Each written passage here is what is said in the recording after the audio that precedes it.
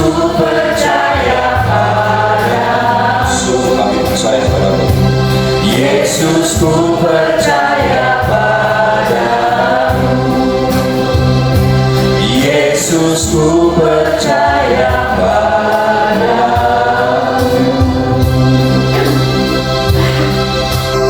Sungguh kami percaya kepada Engkau Tuhan, karena kami memiliki Allah yang hidup, Allah yang peduli, Allah yang mengerti atas hidup kami.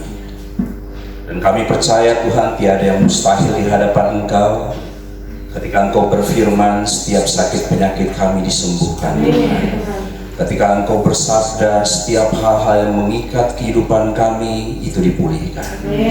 Dan kami ada pada saat ini ya Tuhan, kami adalah produk-produk yang memang ada dalam penyertaan Engkau. Kami ada di tempat ini, kami bersuka cita karena kami masih diberikan kesempatan hidup untuk kami menikmati segala yang baik yang Tuhan siapkan atas hidup kami. Terima kasih Tuhan buat penyertaan-Mu di dalam setiap apa yang kami kerjakan di tempat ini. Kau yang boleh bersuka cita di dalam setiap pujian yang boleh kami naikkan, karena kami tahu, kami percaya Engkau bertahta di atas puji-pujian. Engkau yang sudah memberkati worship leader, yang sudah membawa kami memuji-muji Engkau. Engkau memberkati juga setiap kesaksian yang boleh kami dengar, bahwa biarlah kami boleh berketetapan untuk kami setia di dalam iman dan pengharapan kami kepada Engkau Tuhan. Berbicaralah atas kami Tuhan, kami rindu kami diteguhkan melalui kebenaran firman-Mu. Urapan yang khusus itu yang menjadi bagian hamba, dan urapan yang sama itu menjadi bagian setiap kami, sehingga pulang dari tempat ini kami diberkati dengan berkat yang sama, kami dikuatkan dengan kekuatan yang sama, dan kami pulang dengan sorak-sorai. Terima kasih Bapa, segala doa puji syukur kami kembalikan di dalam nama Tuhan Yesus Kristus. Kami sudah berdoa dan mengucap syukur, dan setiap kita yang siap mendengarkan firman Tuhan, kita sama-sama katakan amin. Puji nama Tuhan, shalom. Puji nama Tuhan, saya boleh ada di tempat ini semuanya hanya karena kasih Tuhan, ya. Hanya karena kasih Tuhan. Kenapa karena kasih Tuhan? Karena memang saya hari ini bisa bertugas tempat ini juga dadakan, ya. Saya dadakan, dan saya bersyukur beberapa waktu ke belakang ini saya selalu jadi orang yang ditempatkan untuk ada jadi cadangan. Tapi pastikan bahwa pemain cadangan itu akan sungguh-sungguh mencetak gol, amin. Ya, puji nama Tuhan. Bapak Ibu saudara yang terkasih, ke Bapak lagi, saya Bapak ya, Bapak yang dikasih oleh Ibu-Ibu ya. Bu Ibu ya, ketika saya dapat tugas ini, saya lagi nggak ngomong sama istri saya. Bukan berarti saya lagi musuhan, enggak. Karena istri saya nggak ada suaranya. Dia bilang gitu, orang telepon, angkat. Bilang nggak bisa angkat telepon. Iya, ya. Tahu-tahu saya dikasih tugas. Tapi ini kejadian pertama loh. Saya dapat tugas melayani lewat istri. Nggak langsung ke saya. Setelah saya dapat tugas, oke saya siap. Tiba-tiba langsung dari Polda Jabar bilang gini, Pak, bisa nggak melayani ke hari Kamis? Waduh, saya bilang, oh nggak bisa, karena saya sudah ditugaskan oleh Komandan POM. Komandan POM? Di Puspom bukan? Puspom orang tua mungkin. Itu adalah komandan yang luar biasa. Karena apa? Saya sudah ditugaskan di tempat ini. Hari kemarin juga sama. Setelah itu saya dapat tugas lagi di kantor sekretariat kenotarisan. Pak, besok bisa melayani. Oh Tuhan Yesus tolong, banyak sekali ya. Dan akhirnya kemarin saya melayani di kantor notaris, dan semuanya hanya untuk kemuliaan nama Tuhan. Amin. Puji nama Tuhan. Saya terbiasa dengan sesuatu yang harus saya siapkan. Ya, makanya saya tanya, temanya ada nggak? Bebas temanya, karena ini mendadak. Justru itu bikin bingung. Karena saya bingung mau ngomong apa nih, gitu kan. Istri saya berbisik, bukan berbisik sebenarnya, ngomong keras tapi nggak kedengeran. Udah terserah aja ngomong apa lah. Cuma saya akan mikir gini, nanti begitu saya khotbah yang udah biasa saya khotbahin, dia bilang tahu itu khotbahnya. Saya nggak mau seperti itu. Saya sembunyi-sembunyi mempersiapkan khotbah ini. Ya ternyata diminta lagi bahannya, jadi tahu bocorannya. Ya, oke, puji nama Tuhan. Kita percaya bahwa setiap kita ada semuanya karena Tuhan, amin. Ya, beberapa waktu lalu ya, mungkin kita sudah dengar juga tentang ya seperti ini, Bu. Biar aja nanti pakai sama saya, Bu ya. Ya, kita akan berbicara tentang langkah hidup beriman. Ya, beberapa minggu lalu ya. Mungkin kita sama-sama sudah diingatkan melalui pembicara yang fenomenal itu yang namanya Binsar Daud Sagala di tempat ini. Ya, dia berbicara tentang iman. Masih ingat nggak? Iman itu harus apa katanya? Dia apa? Harus dikerjakan. dikerjakan dan pengharapan itu ditebuti. Kenapa saya tahu? Karena beliau bawa materi saya. Nggak seperti itu. Nggak seperti itu. Jangan disampaikan, nanti saya salah. Nggak. Karena apa? Karena saya datang ke tempat ini. Saya taruh makanan di luar sana dan saya WA beliau. Saya bilang gini, Bartimeus nggak melihat Yesus, dia percaya dan dapat ujian kesembuhan. Melayani dengan tulus, pulang dapat makanan. Wah, dia baca, loh, ayo makanan buat di Citata. Saya nggak ketemu beliau. Begitu dibuka sama Bu Lasma, isinya RW. Dia bilang dulu, oh haleluya, ternyata beriman dengan Tuhan itu luar biasa, dicukupkan dengan sempurna, amin. Oleh karena itu kita akan bahas kembali tentang iman. Dan saya katakan gini, bahwa yang saya akan bawa bukan iman adalah nama seseorang tukang es kelapa di Pakusarakan 2, bukan. Tapi nggak ada tulisannya, nggak ada. Jangan sampai nanti nemu tukang es kelapa iman, bukan ya gitu ya. Ya, kita akan melihat bahwa iman adalah sesuatu yang selalu mengandung sebuah keputusan. Sekali lagi, bahwa iman adalah sesuatu yang selalu mengandung sebuah keputusan. Makanya langkah hidup beriman itu adalah langkah-langkah yang disertai dengan sebuah keputusan. Setuju katakan amin? Ya, tadi dikatakan bahwa Ibu Tuti bilang bahwa saya mengambil sebuah keputusan untuk sekolah. Mari kita sekolah teologi. Wah, saya begitu sekolah teologi juga bingung ya. Mau sekolah apa lagi? Nggak bisa sekolah lagi. Nah kayak gitu kan. Ya udah, kita sekolah kehidupan, yang nggak bisa sekolah teologi. Amin. Karena langkah-langkah hidup dalam beriman ini adalah langkah-langkah kehidupan setiap kita membuat sebuah keputusan demi keputusan. Ketika Adam ya dipanggil dengan suara lembut, Adam, di mana engkau? Adam menjawabnya kayak gini, lagi di dapur bikin kopi. Itu kalau Adam suaminya Inul. Ya. Adam suaminya Inul ya.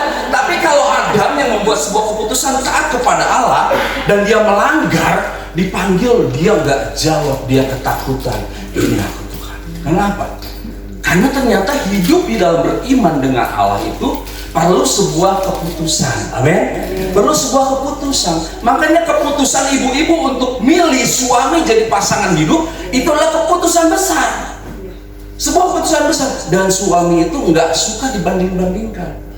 Makanya kalau hari ini duduk di meja makan, dia bilang gini, Bang, dulu aku pertama kali ketemu kau, aku lihat kau seperti Adam Jordan. Tahu nggak? Suami itu langsung mendelik ini. Sekarang seperti apa? Oh, engkau abangku tambatan hati. Nah begitu kan? Harus begitu, jangan dibandingkan, tapi terus melakukan sesuatu yang progresif dalam setiap kehidupan kita. Bagaimana setiap kita dalam kehidupan kita beriman, kita akan melihat ada sebuah langkah-langkah yang harus kita tentukan. Langkah hidup beriman kita akan lihat di dalam Ibrani pasal yang ke-11 ayat yang 23 sampai dengan 25. Ya, ini adalah sebuah ayat yang biasa kita dengar ya, tapi saya mau bahas sedikit untuk mengingatkan, merimain setiap kehidupan kita untuk kita mengerti bahwa langkah hidup beriman itu perlu sebuah keputusan. Kita akan lihat Ibrani pasal yang 11 ayat 23 sampai dengan 25. Ayat 23 katakan begini, karena iman maka Musa setelah ia lahir disembunyikan selama 3 bulan oleh orang tuanya, karena mereka melihat bahwa anak itu elok rupanya dan mereka tidak takut akan perintah raja.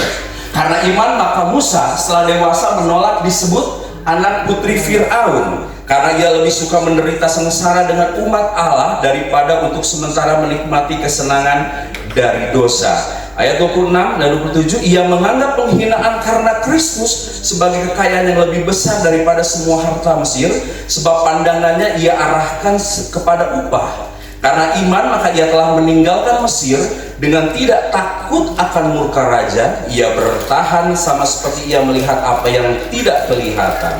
Ayat 28, karena iman maka ia mengadakan Paskah dan pemercikan darah supaya pembinasa anak-anak sulung jangan menyentuh mereka.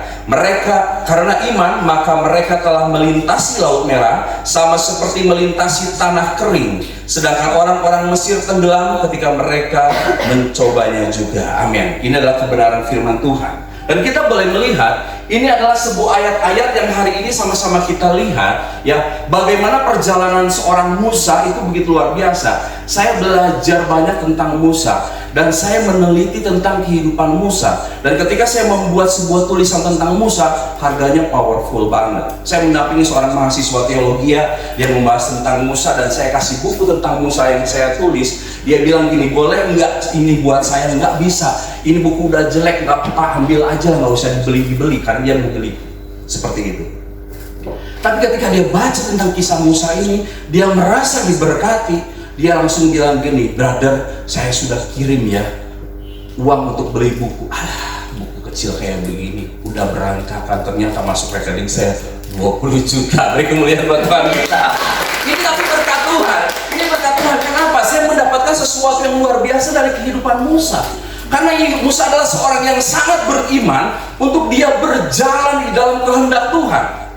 Oleh karena itu saya mau bilang begini, bahwa sebagai orang Kristen, sebagai orang percaya, kita akan melihat bahwa ada tuntutan. Sekali lagi saya bilang tanda petik, bahwa ada sebuah tuntutan yang akan kita bawa dalam setiap kehidupan kita. Karena apa? Tapi seperti tadi saya bilang, istri saya menjadi pasangan saya menjadi pasangan istri saya, itu adalah sebuah keputusan besar.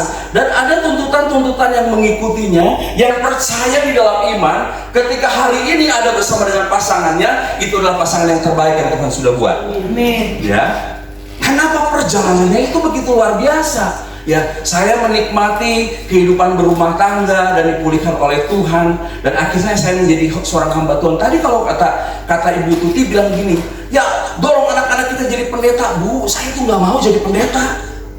Istri saya bilang gini, lo jadi pendeta ya, nggak jadi pendeta ya, susah jadi pendeta. Anak kita sekolah tinggi-tinggi, sekolah pintar-pintar, suruh jadi pendeta, mikir 70 kali. Tapi percayalah, ketika kita melayani Tuhan sebagai seorang hamba Tuhan, itu nikmat adanya. Bukan jadi pendetanya, tapi melayani Tuhan. Tapi kalau dikatakan jadi pendeta, ya puji Tuhan. Ya, tak eta maksudna. Ya, kahartos. Ya saya nggak mau jadi pendeta. Saya bilang sama istri saya begini, saya mau melayani Tuhan, biar langsung bilang tegas, nggak jadi pendeta ya. Ada yang nanti incu pendeta. You know incu, cucu pendeta. Nggak mau saya jadi pendeta. Tapi kemurahan Tuhan yang membawa saya mengambil sebuah jalan iman untuk saya menjadi seorang hamba Tuhan. Dan hari ini saya menjadi seorang gembala. Bahwa ada tuntutan yang hari ini menjadi bagian dalam setiap kehidupan kita sebagai orang percaya. Kita lihat bahwa tuntutan orang Kristen, tuntutan kita sebagai ibu-ibu yang beragama Kristen hari ini, atau kita sebagai anak-anak Tuhan, bahwa kita punya tuntutan, yaitu apa? Punya iman yang teguh. Yang kedua apa? Punya iman yang kuat. Yang ketiga apa? Sanggup mengalahkan gunung-gunung pencobaan.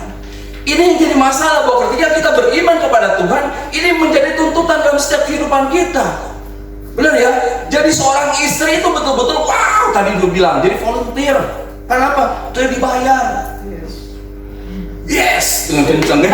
Itu dibayar. Gaji naon itu gitu ya. Ketika itu adalah sesuatu yang bukan dinilai dengan uang, tapi sesuatu yang diberikan karena kasih. Yang setuju katakan amin. Ya. Oleh karena itu ibu-ibu, dikatakan bahwa tuntutan kita sebagai orang percaya atau orang beriman itu harus punya iman yang teguh, harus punya iman yang kuat, sanggup mengalahkan gunung-gunung pencobaan. Karena apa? Pencobaan, masalah nggak diundang dua datang. Kalau saya ke tempat ini diundang baru datang. Ya, makanya rajin-rajin undang saya supaya saya ada di sini. Ya, tapi begini, kalau masalah nggak usah diundang juga datang, nongol jual di depan kita, langsung bilang nih, ayah di dia. Nah gitu, kalau masalah kayak begitu. Sorry ya saya ngomong ya kayak begitu. Karena masalah itu akan selalu ada, katakan amin. Tapi percayalah, masalah akan membuat kau kuat. Terus katakan amin. Ya, masalah akan membuat kau kuat. Makanya kau harus punya iman yang teguh, iman yang kuat, dan punya apa? Bisa punya iman yang mengalahkan gunung-gunung percobaan. Jadi kita harus lihat ketika kita punya masalah, kita harus lihat gini, ya bersama dengan Tuhan pasti bisa. Amin. Ketika saya pulang dari Kepulauan Riau, saya sudah pernah sampaikan tempat ini juga. Saya mengambil keputusan untuk saya menjadi seorang full timer. Saya WA istri saya fotokan surat resign saya, dan pekerjaan saya sebagai seorang manajer area di Kota Bandung saya tinggalkan tanpa pesangon. Saya harus hidup semuanya dalam pengharapan dengan Tuhan. Setelah saya resign, saya kena COVID. Saat saya kena COVID, septic tank jebol di rumah. Kabayang ternyata jadi hamba Tuhan, jadi pendeta teh bu, riweuh. Ya, ini septic tank jebol. COVID nggak bisa ambil tukang. Bukan hanya nggak bisa ambil tukang, duit ge apa resign, ya nggak dapat pesangon, ngerjain sendiri. Di saat saya kena COVID, saya kena cikungunya, ya. Iya, nggak yakin. Untung istri saya masih mau. Aduh, ya mesti repai, lempang juga gitu. Kayak begitu, saya harus menangani bikin septic tank sendiri. Ngangkat batu tuh nggak bisa kayak begini, ibu. Jadi saya ngangkat batu itu harus saya peluk. Istri saya aja nggak pernah dipelukin, batu dipelukin. Saya bawa ke tempat satu-satu, saya susun dengan baik. Dan akhirnya septic tank itu bisa terbangun. Saya nggak usah pakai mic, kedengeran ya? Oke ya? Ya. Septic tank itu bisa saya buat. Saat saya berdoa, Tuhan bilang gini, bangun gereja. Tuhan pakai apa bangun gereja? Dana gereja cuma 20 juta. Mau bangun gereja pakai apa Tuhan? Tapi itu kerinduan kami supaya gereja nggak bocor-bocor. Saat berdoa, COVID berjalan, ada orang yang bilang begini, Pak, saya ingin ketemu Pak. Saya setiap doa ketemu, ingatnya Bapak, woi Cina. Saya ingin ketemu dong, kita ngobrol. Begitu ketemu ngobrol, saya mau kirim besi buat gereja ini. Terus kita bangun gereja ini. Gimana caranya? Kumaha Tuhan. Saudara tahu, saat COVID kita gali tanah, kita bikin fondasi, kita bikin cakar ayam, dan gereja itu terbangun 1 miliar. Beri kemuliaan bagi Tuhan kita. Wow, dari 20 juta, dari 20 juta menjadi 1 M. Tapi ternyata nggak sampai di situ. Saya sekolah, Bu. Tuhan yang siapkan S1, S2, S3, S-teler. Ya, sampai teler begitu kan, sampai saya pulang dari sekolah tiba-tiba dapat kabar begini, bahwa gereja ini harus kasih kompensasi kepada pemilik yang ada di akte. Aduh, sebelumnya saya nggak pernah pikirkan itu. Kan itu adalah rumah ibadah, itu adalah tempat ibadah. Tiba-tiba gereja 500 juta, tanah sebelahnya 1 miliar. Tuhan Yesus saya kumaha deui kita menitengeunah kieu jadi pendeta teh, Bu. Akhirnya kita mulai berpikir, minta hikmat Tuhan. Minta hikmat Tuhan. Dan akhirnya mulai tercapai angka 1 miliar, mulai tercapai angka 900 juta. Deal! Tapi kan pusing 900 juta. Minta selesai 3 bulan, artinya sebulan 300 juta, 400 juta. Nggak sanggup saya Tuhan. Akhirnya kami lepaskan kendaraan kami. Kami menjual mobil, kami siapkan. Karena akhirnya mulai muncul perjanjian 100 juta sebulan. Dan itu pun pusing. 100 juta sebulan. Beli cendol mah bisa kumaha, betul kan? Banyak sekali itu 100 juta, betul loh. Saya mau bikin orang 100 juta itu, wah, kurang saya itu kenceng. Makanya saya cukur botak kayak gini supaya dingin. Ya, supaya dingin, supaya fresh kayak begitu ya. Mikirinnya wah pusing. Kami jual. Di saat kami jual, istri saya sakit. Dibilang tidak boleh naik motor, tidak boleh bersepeda. Kenapa? Saatnya terjepit. Teman saya bilang, pergi ke Penang. Jangankan ke Penang, ke rumah sakit Cibabat oke pening. Apalagi ke Penang, betul ya? Nggak bisa itu kita lakukan. Ya, akhirnya kita mulai punya prinsip. Ya, bagaimana kita menyerah semua ke dalam tangan Tuhan. Kita akan bahas sedikit lagi kesana. Dan hari ini kita punya tanggungan 100 juta sebulan. Kita nggak tahu dari mana. Tapi cara Tuhan itu ajaib. Ya, cara Tuhan itu ajaib. Tadi saya sekolah teologi dan hari ini saya menjadi seorang dosen pembimbing metodologi. Ya Bu, jangan minta bimbingan saya Bu ya. Ya, dosen pembimbing metodologi dan saya membimbing satu mahasiswa di Jakarta. Teman saya bilang gini, ini pendeta lagi ngebangun berhenti loh sekarang. Oh ya kenapa? Karena urusan surat-surat gereja. Sambil makan soto Jakarta dia WA ke segini. Nanti saya nabur ya buat gereja. Oh iya, haleluya. Tapi saya nggak berani kasih nomor rekening. Singkat cerita kami bergumul, udah sakit kepala gimana Tuhan? Ya ini cicilan ketiga belum ada uang. Ya akhirnya saya berdoa. Teman saya telepon gini, udah lama bro kita nggak kopi-kopian yuk. Ayo kita ngopi lah. Akhirnya saya mulai ngopi dengan dia, ngobrol sana sini, nggak ngomongin gereja, lupa. Laki-laki kalau udah ngopi lupa segalanya. Ya lupa segalanya, tapi Tuhan tuh nggak pernah lupa dengan pergumulan kita, amin. Ya Tuhan nggak pernah lupa. Abis ngopi dia keluarin amplop tebal sekali. Ini ya buat bekal. Oh haleluya. Tapi saya mikir kandel kieu buah-buah 20.000-an jerona. Jangan 2.000-an nih. 2.000-an nih. Ya tebal begini atau 5.000-an, goceng lah, keceban lah gitu ya. Begitu sampai ke rumah saya buka 9 juta. Beri kemuliaan buat Tuhan. Makanya saya hari ini kangen diajak ngopi. Ngopi sama 8 juta di mana ya? Ya. Nah tiba-tiba setelah itu WA masuk lagi, minta nomor rekening Pak Pendeta. Oh ya saya kasih nomor rekening. Wah deg-degan juga kan. Akhirnya saya mulai membuat pola hidup 3M. Wah 3M tahu? Ada yang tahu 3M? Meneliti mutasi masuk. Masuk. Nggak ada juga Tuhan ampuni aku. Saya berdoa sama Tuhan ampuni aku. Gue mau ngarep deh. Tiba-tiba, masuk lagi. Saya lagi sama istri saya lagi nyiapin firman. Kayak orang Parkinson. Lihat, istri saya bilang gini, nggak salah itu, lihat dulu, bisa salah nolnya. 120 juta, beri kemuliaan buat Tuhan kita. Sesuatu yang Tuhan kerjakan itu dahsyat. Pergumulan ibu-ibu dengan kami itu beda, tapi jawabannya pasti sama, amin. Karena Tuhan yang kita andalkan, makanya kita harus sanggup mengalahkan gunung-gunung pencobaan. Saudaraku, hari ini saya berdiri tanggal 8 jatuh tempo, masih kurang 82 juta. Masih bisa seserian. Karena apa? Tuhan yang membuat saya bisa tertawa. Amin. Tuhan yang bisa buat kami tertawa. Ya, puji nama Tuhan. Kita akan melihat ada 5 syarat. Waduh, waktunya mepet ini ya. 5 syarat untuk kita memenuhi tuntutan orang percaya ini ya. Time keeper boleh kasih tahu saya ya kalau udah habis waktunya. Disuruh Pak nggak sebeat gitu Pak. Oke, kita lanjut ya. Yang pertama adalah begini, ayat 23 tadi, karena iman maka Musa setelah ia lahir disembunyikan selama 3 bulan oleh orang tuanya karena mereka melihat bahwa anak itu elok rupanya, ganteng, kasep, handsome, katakan begitu ya. Dan mereka tidak takut akan perintah raja. Ya, karena melihat anak itu elok, akhirnya ibunya Musa, ya, yang namanya Maimunah, bukan Yokebed itu dia nggak takut nyembunyiin Musa selama berapa lama? 3 bulan.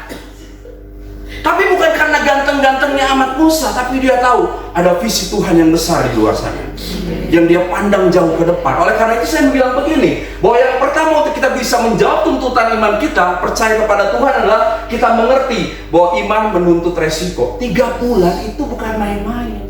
Nahan anak kayak begini, aduh, sebulan 2 bulan, nggak bisa. Apa yang bilang gitu? Kalau bahasa Jepang ini, jempek, you know jempek, diam, nggak bisa apa ini. Begitu lapar, begitu haus, begitu, betul ya? Ibu-ibu pasti merasakan dong kayak begitu kan? Pasti merasakan begitu, bayangin, iya 3 bulan, 3 bulan dia tahan Musa. Bayangin, nggak mungkin juga kita begini, begitu Musa menangis. Sesek kan gitu. Mungkin kalau si Musa bisa ngomong, mana? Kan saya lapar, saya haus, betul kan bisa begitu. Tapi itu selama 3 bulan. Karena apa? Ada titah gagal. Semua anak laki-laki dibunuh. Tapi ibunya dengan iman yang begitu luar biasa dia tahan selama 3 bulan. Dan sampai masa 3 bulan akhirnya Musa harus dilepaskan. Dan saya percaya melepaskan Musa adalah bukan sesuatu yang gampang. Bukan sesuatu yang mudah, punya anak yang begitu elok selama 3 bulan ditahan dan akhirnya harus dilepaskan. Makanya dibuat dengan baik, dibuat gala-gala dengan biar ditaruhlah di sungai dan akhirnya diperhatikan kemana Musa melangkah. Oleh karena itu kita boleh melihat, ini yang saya mau sampaikan ada kisah-kisah lain, bahwa bagaimana kehidupan Sadrak, Mesak, Abednego pun itu loh sesuatu yang penuh dengan resiko. Setuju ya? Ketika saya mendalami tentang Sadrak, Mesak, Abednego ini, itu juga yang dalam pergumulan saya ketika istri saya sakit dan tidak tersembuhan. Dokter bilang gini, nggak akan mungkin sembuh, lebih parah pasti. Harus terapi, harus minum obat dari dosis rendah sampai dosis tinggi, nggak sembuh-sembuh. Akhirnya kami membuat keputusan begini, istri saya tanya begini, Pak, kapan ya sembuh? Pengen dong sembuh, hari Kamis, hari Minggu mau melayani, nangis-nangis dulu. Karena apa? Nggak bisa berdiri. Hari Minggu dia melayani, turun dari mimbar, keringet gede-gede. Saya bilang udah nggak usah naik lagi, biar saya yang handle. Ya, tapi itu tetap kita kerjakan. Ada dong keinginan sembuh, betul ya? Ada keinginan sembuh, pastilah semua sakit pasti pengen sembuh. Tapi saya bilang gini, gimana kalau Tuhan tetap izinkan kau sakit untuk jadi kemuliaan bagi Tuhan? Gampang saya mau ngomong kayak begitu. Yang ngedengernya tidak gampang. Betul ya? Yuk kita terapi. Bersepeda, oh istri saya senang. Beli sepeda statis Pak, tong GR, beli di mana? Jangan GR, nggak ada. Kita sepedahan lagi, sepedahan, pakai alat bantu. perjalanan. Sepedahan pakai alat bantu pulang ke rumah, sepedahan pakai alat bantu pulang ke rumah, sepedahan ke rumah nyuci pakaian. Dan hari ini sembuh total. Beri kemuliaan buat Tuhan. Inilah perjalanan kehidupan kita bersama dengan Tuhan. Iman itu menuntut resiko dalam setiap kehidupan kita sebagai orang percaya. Oleh karena itu, mari setiap kita melihat jalan Tuhan itu tidak pernah terselami oleh kehidupan kita. Makanya iman itu harus terus dikerjakan. Ya, kita boleh melihat yang kedua. Yang kedua adalah ayat 24 sampai dengan 25. Karena iman maka Musa setelah dewasa menolak. Disebut anak apa? Putri Firaun. Disebut anak dari putri raja. Enak tuh. Betul ya? Secara manusia enak sekali. Karena ia lebih suka menderita. Bayangin, Musa lebih suka menderita dibandingkan jadi anak raja. Ya, jadi cucu raja, ya. Menderita sengsara dengan umat Allah daripada untuk sementara menikmati kesenangan dari dosa. Karena apa? Dia hidup dalam kemewahan. Ya, bukan berarti nggak boleh kita hidup mewah, bukan. Tapi kita boleh melihat konteksnya seperti apa. Jadi yang kedua adalah iman itu menuntut pilihan yang tepat. Bagaimana kita melihat sesuatu yang hari ini sangat-sangat tepat untuk kita kerjakan di dalam iman. Ibu-ibu, ketika saya punya sebuah pergumulan dengan Tuhan, saya tetap beriman kepada Tuhan. Karena apa? Di saat kita akhirnya mulai melihat sebuah masalah, gunung-gunung pencobaan, akhirnya saya mulai mikir gini dong, tahu gitu saya nggak perlu keluar kerja dong. Gaji gue gede, manajer area kota Bandung, saya bisa beresin masalah ini, betul ya? Tapi ketetapan dengan Tuhan itu tidak pernah salah. Amin. Kenapa? Karena iman itu menuntut pilihan yang tepat. Kenapa Tuhan membawa saya ke Kepulauan Riau? Dan kebetulan saya ke Kepulauan Riau dengan teman saya si Pak Binsar Daud Sagala itu. Saya berdua nangis di kamar. Dia masih bilang begini, boleh tanya nanti kalau ketemu. Bro, nanti kalau jemaat udah banyak, bro nggak bisa tanganin jemaat tuh baru keluar. Masuk akal nggak? Masuk akal. Karena saya manajer area, saya bisa maintain. Atasan saya bilang begini, nggak perlu pakai keluar-keluar karena sudah berapa kali saya resign tidak pernah di ACC. Yang penting kamu bisa kasih terus arahan kepada anak buah, jalan aja. Betul juga ya, ada jalannya. Tapi saat saya berdoa kenceng banyak suara Tuhan bilang begini, kamu keluar kerja, tinggalkan. Saya masih ngotot juga. Ini hamba Tuhan gede walaupun badannya kecil, udah bicara ke saya. Dia hamba Tuhan besar, tapi badannya aja kecil. Ya, bukan? Ya, jangan disampaikan kalau yang itu. Ya, dia bilang Pak. Dia bilang bahwa saya jangan keluar dulu. Saudaraku, saya dikasih Tuhan satu kesempatan untuk melihat seorang hamba Tuhan di sana. Melayani bertahun-tahun, 3 jemaat, 4 jemaat, mereka tetap bisa hidup. Bahkan mereka melayani dalam satu gereja yang besar, hanya ada 5 orang, satu gila, buta-buta kayak begitu tetap bisa melayani Tuhan dan hidup. Tanah di sana merah, gersang. Bikin Indomie, nggak usah pakai saus, udah merah airnya. Itu yang kami hadapi. Saya nangis minta ampun ke Tuhan, saya bilang Tuhan saya pulang ke Bandung, saya resign. Dan sampai hari ini saya hidup untuk melayani Tuhan tanpa kekurangan. Beri kemuliaan bagi Tuhan. Haleluya. Puji nama Tuhan. Walaupun tantangan itu ada, makanya iman menuntut pilihan yang tepat. Makanya kita belajar dari seorang Yosua, tetapi aku dan seisi rumahku, kami akan beribadah kepada Tuhan. Ya, Yosua 24 ayat 15 katakan seperti itu. Pilihlah pada hari ini kepada siapa kamu akan beribadah, ilah yang kepadanya nenek moyangmu beribadah di seberang sungai Efrat, atau ilah orang Amori yang negerinya kamu diami ini. Ya, itu adalah sebuah pilihan. Dan kita boleh melihat bahwa keputusan terbesar dalam hidup adalah apakah kita mau mengikut atau menolak Yesus. Pilihannya ada di kita. Makanya iman itu butuh sebuah pilihan. Masih boleh waktunya, Bu? Masih ya? Aduh, saya kayak kejar-kejar neling ya. Oke ya, boleh kita boleh lihat ya. Yang ketiga, dengan cepat kita boleh melihat begini. Bu, nanti jangan habisin waktu saya lagi ya. Dan yang ketiga kita boleh melihat ayat 27. Ayat 27 bilang begini, karena iman maka ia telah meninggalkan Mesir. Musa tinggalkan Mesir dengan tidak takut akan murka raja. Dia nggak takut raja marah. Dia nggak takut dibunuh oleh raja. Dia pergi meninggalkan Mesir. Ia bertahan sama seperti ia melihat apa yang tidak kelihatan. Dia pergi tinggalkan Mesir. Dia nggak tahu apa yang terjadi di luar Mesir sana. Dan kita tahu, ya, bahwa Musa akhirnya menjadi seorang gembala yang luar biasa. Iman itu menuntut ketaatan. Ini yang paling penting. Karena apa? Ketaatan itu jauh lebih berharga dibandingkan korban. Sekali lagi saya bilang bahwa ketaatan itu jauh lebih berharga dibanding korban. Jadi ketaatan itu melebihi korban.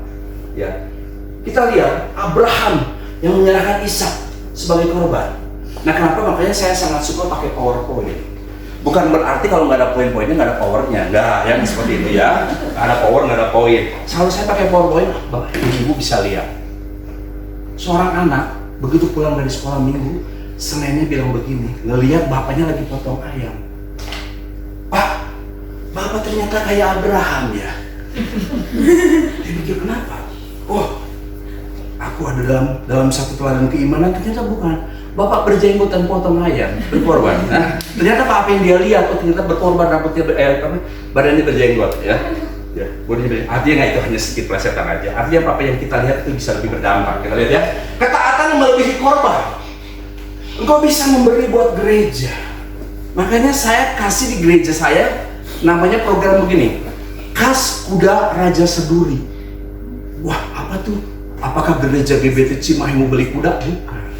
Tapi kas kumpul dana surat gereja 1.000, 2.000. Wah, kenapa bisa seperti itu? Saya mau bawa anak sekolah minggu pun harus bisa memberi. Walaupun itu hanya 1.000 seminggu.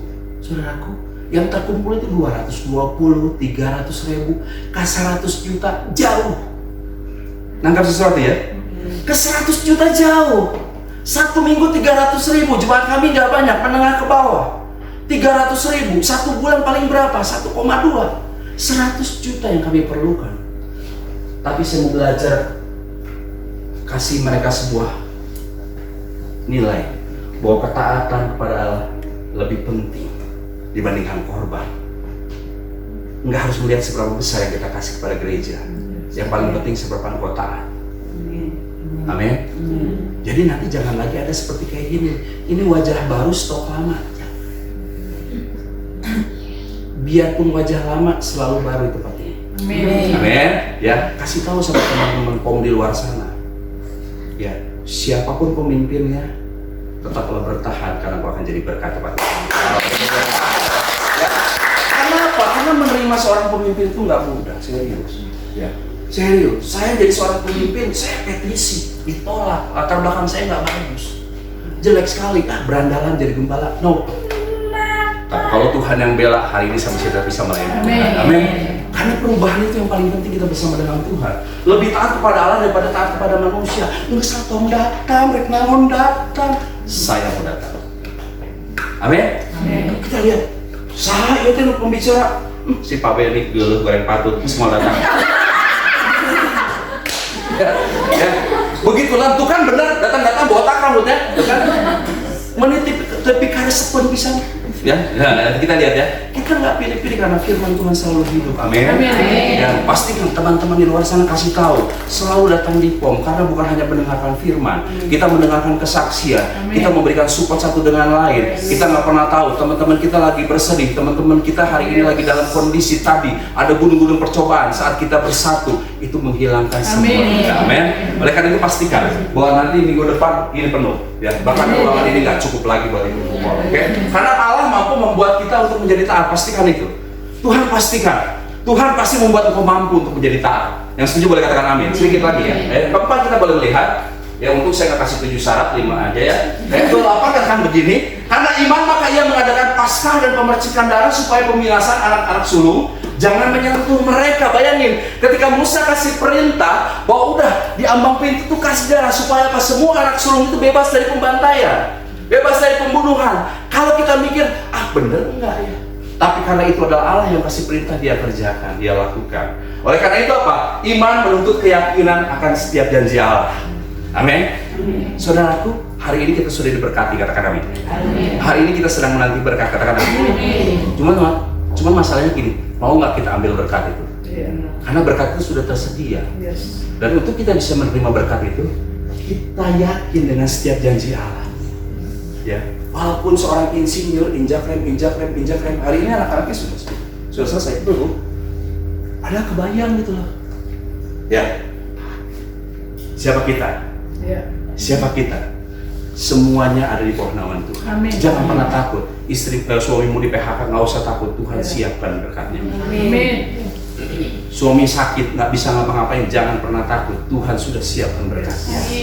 Yang penting kita yakin dengan janji Tuhan. Karena kita sudah ditentukan menjadi kepala bukan ekor. Amin. Cuma syaratnya apa? Setia sama Tuhan.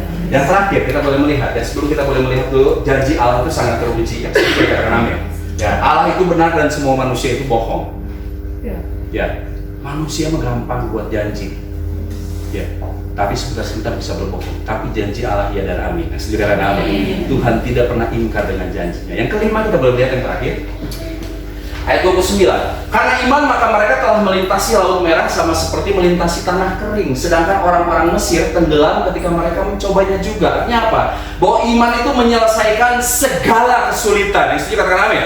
Ya. Iman itu menyelesaikan segala kesulitan. Kalau kita boleh melihat bagaimana akuarium pertama itu dibuat lebih-lebih daripada SeaWorld. Ya. Lebih pada SeaWorld, ya bagaimana akhirnya Musa melintas. Dikatakan gini, ya Musa melintasi laut merah seperti lagi melintasi tanah kering. Bukan hanya seperti, tapi memang melintasi laut kering. Ya setuju orang amin. Dia lihat, wow, keagungan Tuhan, akuarium kiri kanan. Makanya sekarang saya suka akuarium di rumah, belajar dari Musa. Enggak, ya nggak seperti itu ya. Jadi kita boleh melihat ikan kiri kanan, wah ada ikan kakap merah, mungkin kayak begitu kan sekarang lagi ramai, lagi viral, ya banyak sekali kakap merah didapat. Ada cumi-cumi, ya ada ikan teri Medan. Nggak di Medan saya lupa ya, nggak ada yang adanya, karena bukan di Medan ya, bukan Saria. Oh laut merah ya, jadi teri merah setuju ya Bu ya. Oke, merah ya. Kakap merah, teri merah, dan apa ya, boleh tongkol merah ya. Oke guys ya. Jadi kita boleh melihat ya bagaimana Musa itu melihat sebuah masalah ketika dia lagi ada di depan laut. Wow, dia melihat ke belakang, orang Mesir ngejar. Bener nggak? Dia bilang, wow, orang Mesir, bener nggak? Lihat ke depan, wow, laut. Dia nggak bilang gini, Tuhan nyerah. Gitu. Dia tahu dengan tuntunan Tuhan. Ya, apa yang ada padanya? Tongkat. Dia ketuk, laut itu terbelah. Setuju? Oleh karena itu, sorry to say, nggak harus kita sekolah teologi dulu, betul ya? Tapi selama ada kesempatan sekolah teologi, betul ya? Sama kesempatan luar biasa, apresiasi saya. Ya, luar biasa. Umur berapa Bu? Usia? 62 sekolah teologi. Wow, luar biasa. Sebuah kerinduan untuk mendalami Laut Merah. Ya, mendalami Alkitab saja ya. Ya, kita boleh melihat. Ya, selama ada kesempatan belajar lah. Tapi saya mau bilang begini, untuk melayani Tuhan tidak perlu harus teologi dulu. Apa yang ada padamu, tongkat, kesederhanaanmu, kesetiaanmu, lakukan itu untuk memuliakan Tuhan. Amin. Ketika engkau melayani suami dengan baik, itu adalah memuliakan Tuhan. Amin. Ketika engkau hari ini sedang melayani anak-anak dengan baik, engkau sedang memuliakan Tuhan. Amin. Itu adalah langkah iman. Itu yang bisa menyelesaikan masalah. Itu yang bisa menyelesaikan masalah, saudaraku. Saya nggak bilang bahwa saya nggak punya masalah, ya. Masalah saya gede, gitu ya. Masalah saya sangat besar sekali, tapi saya percaya bahwa Tuhan menyiapkan segala sesuatu itu indah pada waktunya. Saya sekolah semua itu dibayarin oleh orang lain, dan saya nggak pernah mikir kalau saya bisa sekolah. Maaf kata Bu, saya sampai sekolah S3 itu semua dibayari oleh Tuhan. Semua dibayari oleh Tuhan. Dan hari ini saya ada semuanya hanya untuk Tuhan. Amin. Untuk kemuliaan nama Tuhan. Ayat terakhir penutup, kita boleh lihat. 1 Yohanes 5 ayat 4 katakan, sebab semua yang lahir dari Allah itu mengalahkan dunia, dan inilah kemenangan yang mengalahkan dunia, yaitu iman kita. Amin. Jadi persoalan-persoalan dunia ini, cetek, sombong sekali enggak. Kita memang harus percaya diri dengan Tuhan, katakan amin. Ya, kita harus percaya dengan Tuhan saat kita berjalan, masalah-masalah pasti bisa kita lewati. Kenapa harus kita lewati? Untuk kita jadi berkat bagi banyak orang lain. Amin. Untuk kita bisa jadi berkat buat orang lain. Ketika kita ngadepin orang akhirnya gini, aduh gimana saya sangat kejepit, saya nggak bisa disembuhkan, kata dokter. Percaya sama Tuhan, istri saya sembuh, engkau pun pasti bisa sembuh. Amin. Gimana nih masalah? Saya ketemu dengan seorang Batak yang begitu, wah luar biasa. Bang, doakan aku bang. Aku pusing nih bang. Mobilku mau ditarik. Berapa cicilanmu?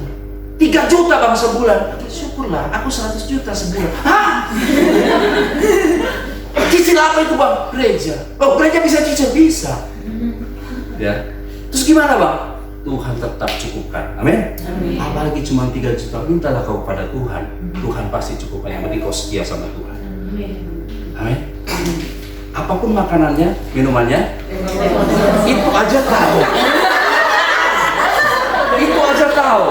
Oleh karena itu apapun masalahnya, Yesus jawabannya. Amin. Silakan Tuhan, kita tundukkan kepala kita. Ayo beri kemuliaan untuk Tuhan kita. Haleluya. Kita tundukkan kepala.